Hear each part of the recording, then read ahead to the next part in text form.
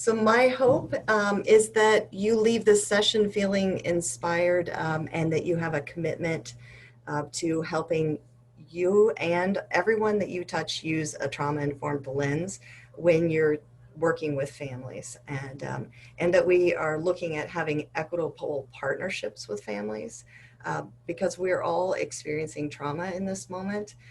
But we're also working with families that have multi-generational trauma. And so understanding and having a shared understanding with the people that you work closely with, what does trauma mean? That word gets used a lot, and it's really important that we develop a shared understanding of what we're talking about when we talk about trauma. Are we talking about toxic stress? Are we talking about specific trauma, complex trauma? So we'd like for you to take time to explore that. There are trainings available. We would encourage you to do your own exploration, but then also connect with people in your community that you have available to you to be able to do a deeper dive into understanding what trauma is so that you have a shared understanding. This is an example of just 4 fascinating trauma-related facts. I like that they're referred to as fascinating because that engages our frontal lobe. It piques curiosity. And that's kind of where we want to go with this brief session today. So we have 30 minutes to talk about a very complex and broad topic. And of course, we're not going to be able to do much, but we're going to do like a free dive deep into the topic. So you're going to hold your breath and we're going to dive deep, and we're going to try to be thinking about this with curiosity. With that being said, often when we are engaging families that are experiencing trauma or have had lived trauma in their past, they are emotional. We are emotional. We may be triggered. They may be triggered, and being aware is super important. So we're going to recognize that there are aspects of this work that can be heartbreaking and frustrating, but we're going to try to stay in that fascinating headspace. So we can go on to the next slide here, Beth. So here's a little bit of that information that is absolutely critical when we start thinking about how does having a trauma-informed approach impact the very reality of educating and helping create learning experiences for children, and how to support and reach out to the families in that process of getting their child all of the educational opportunity that they deserve. Cognitive deficits are in play. When we're talking about trauma, we're talking about a disruption in your ability to learn. And in the light blue field that you see on your screen, you're going to see a few of the cognitive deficits that might be impacted in a child's life outcomes. And this is important not just for the child, but it's also very important when you're thinking about what impacts did that parent have? How was their development impacted? Are we looking at 2-generational trauma and the transmission of 2-generational trauma? This is something that I would like all of you to be curious about. If you've heard the term epigenetics, that's what we're talking about. And I have a link down below for a Harvard website that does a deep dive into epigenetics. There are some video links and also a really helpful infographic if you're working on helping your staff, the people around you, learn and explore and understand epigenetics, and that it's not nature or nurture. It's now, we have a deeper understanding that it is both. Our ability to learn is impacted by trauma, and trauma can be transmitted in utero and throughout early childhood through the environment, and that can have brain-based impact, and it definitely affects physical and mental health for the lifetime. So when you're working with a parent, a guardian, a caregiver that has been impacted by trauma, if you yourself have been impacted by trauma or adverse childhood experiences, then that is going to definitely impact your ability to meet the needs of the child or children that you're influencing. So being aware is where it all starts. So there's a lot going on this slide, but this is just an indication of how many resources are out there, how much information is being generated about the impact of childhood trauma. We need to be aware that this is something that we carry with us, that the statistics say that it is half or more of the children. We can compare what's happening in Ohio with what's happening nationally.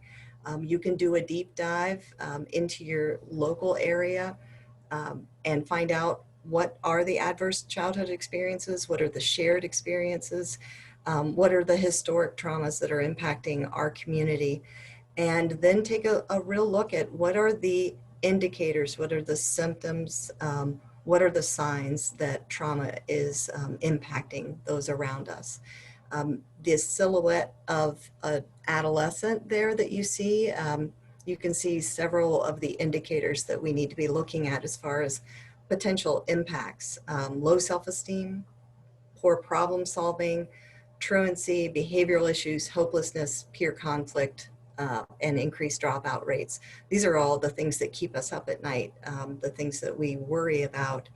And then you think about the likelihood that there's going to be intergenerational or cross-generational transmission of trauma. What's the likelihood that a parent that has experienced this kind of negative outcome impact from their educational experience, their ability to manage and cope with toxic stress and trauma over time, how is that impacting their ability and their mindset when they're engaged or the school attempts to engage with them? These are the things that we want to be considering as we take a trauma-informed approach. So being trauma-informed, in a nutshell, like if we were going to just encapsulate it, which we're doing in a really short, brief amount of time, it's moving from this idea of what's wrong with you. But when we have a upsetting or an discouraging, or we feel disconnected from a child or a parent, often that's where we go. What's wrong with them? What's wrong with you? How is this what you're doing, and how can we figure out how to fix whatever is wrong with you? And we need to flip that approach and that line of thinking upside down. And we really need to be thinking, what's happened to you, and how can we inform ourselves in order to take a better and more helpful approach to reaching out in a way that partners and acknowledges and supports your reality and your experience. So we, in order to be able to do that, to shift that focus, we have to be able to take the time and space to reflect and be well enough ourselves in order to be able to do this deeper dive, to be able to hold our breath, get down deep, and be able to partner and support those of us in our sphere of influence to be able to partner with families that we find challenging. And when we feel that question bubble to the surface within our own mind, what's wrong with you?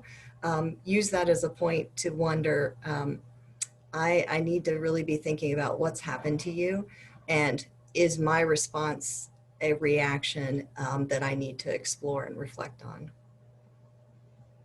So Beth, I'm going to take a second to check in with you to see what's happening in the chat box, to make sure that I'm not moving so fast that because I am sharing my screen, I actually can't see the chat. Are you able to see the chat on your end? I am. I apologize. So that's no problem. Just to let folks know, we will be posting the links, and you'll have access to the full slide and the recording as well, because I know you have a ton of resources, Grace. Yes, I do. And I appreciate you mentioning that, Beth. I do want to let everyone know too that I'll be able to follow up if anyone wants to send me an email or reach out to ask a little more or follow up, because again, we have a short period of time and lots of content, and I want to be able to share all this good stuff with you. So if you have a specific question, please ask it in the chat, and I'll check back then before we close up. And let's see, what can we do? This is the part that we always are thinking about, like, how do we pack our toolbox? What tools do we need? And what I'm going to suggest is that part of what we need is capacity building. It's not necessarily more tools, it's being able to use those tools more effectively, being able to take a new perspective and have a mindset that has to do with adult skill building and encouraging reflective time and space. So what can we do? Well, it starts with the 4 R's of trauma-informed care. So realizing, recognizing, responding, these are absolutely critical. And then resisting re-traumatization. And this is particularly difficult if the school experience itself was what was traumatizing for a parent or a family. And that is very real experience. And that's something that is worth considering if the act of calling a family into a meeting or asking a family to engage is itself inherently traumatizing or risks re-traumatization, then how can we rethink that? So these are things to keep in mind. We need to be able to recognize trauma. We need to be able to apply a trauma-informed approach. We need to know when and how to recognize the need for mental health services, mental health consultation. This is the role I play in Ohio, offering mental health consultation and training to schools and educational environments. And we're fortunate enough in Ohio to have Ohio Mental Health and Addiction Services funding to run a hotline to prevent preschool expulsion. And part of our mission there is to reach out and engage families early on when they're getting those initial messages that there may be something that is behaviorally difficult for their child. There may be some social emotional deficits. And when they start to struggle in school or a school environment, a childcare environment, we connect with that family right away because their journey is going to be a difficult one. And we want everyone around that child and that family to be as supportive as possible and resist stigmatizing the child, resist making their journey more difficult by making sure that we're doing a great job of connecting, overcoming barriers, understanding the barriers to family engagement. So that's absolutely critical to partnering. So again, I apologize for how much is going on in this slide, but my hope is that you'll use this as an opportunity to capture these resources and put them to use in your own system, at your own district or building level. And again, I have a deeper dive option there with a SAMHSA, so the Substance Abuse Administration and Mental Health Administration at the federal level has a wonderful trauma guide that you can use as a resource. And acknowledging that there are barriers to family engagement is absolutely critical. And in order to have a trauma-informed approach, we have to take a look at those 6 principles and put them into practice. Part of the mission that we're all on is to understand psychological safety and understand how that can be a barrier and be willing to do the work around what do we do to create a safe space. And we're going to talk a little bit more about this and do a little bit of a deeper dive into safety as a concept, as an example of what kind of work needs to be done in order to provide the reflective time to be able to take a trauma-informed family engagement approach with your team. So then the other of the 6 are trustworthiness and transparency, building peer support. So how are your families connecting with each other for that informal support? Are you creating this culture of connectedness? Are relationships valued between families within your district? And if not, that's a great place to build in those informal supports. Do you have a spirit of collaboration and mutuality? Is there inherent respect for the families in your community? Is there the option for empowerment and voice and choice? Do people feel like what they believe and their perspective is as valuable as what you believe in your perspective? And is there a recognition of historical trauma and the role it plays within your system? And are you taking a look at being as equitable as possible in your practices and policies in relation to culture and gender issues? So that is a lot. And it's absolutely critical. So I encourage you to explore these resources that I have on this slide as we move along to the next one. Okay, so this is, as promised, we're going to do a little bit of a deeper dive into that first listed competency of safety. And so here's what it can look like when you do a little bit of a deeper dive into thinking about and reflecting, are we allowing for a sense of safety in our interactions and engagement with families? So here are some reflective questions that you can ask when you pull a team together to do this kind of reflective work. So what makes a space safe? What makes it feel unsafe? Are there aspects of your school, your building that creates a lack of safety? What are the ways and what are the strategies that you have to increase a sense of safety? And you can see when you start to think about these questions that it's highly individualized and highly personal. And there's no one size fits all response or answer, and that's okay. That's part of what we're talking about, is being able to explore how people feel, allows people to acknowledge and own their own feelings, and allows us as professionals that are trying to support other people feeling safe to feel that we're creating a sense of community where it's okay to be vulnerable and to recognize that I don't always feel safe when I'm in a principal's office. And that's okay. I'm going to feel more anxious. I'm going to have a harder time listening or concentrating. I'm going to be making some cognitive assumptions that you're about to give me really bad news. I'm going to expect to hear something that's going to be upsetting, and I'm going to feel dysregulated. Those are some of the ways that somebody might feel unsafe when they're in an educational environment. And if that's the case, then what can we do to create an environment that allows for more of a sense of safety?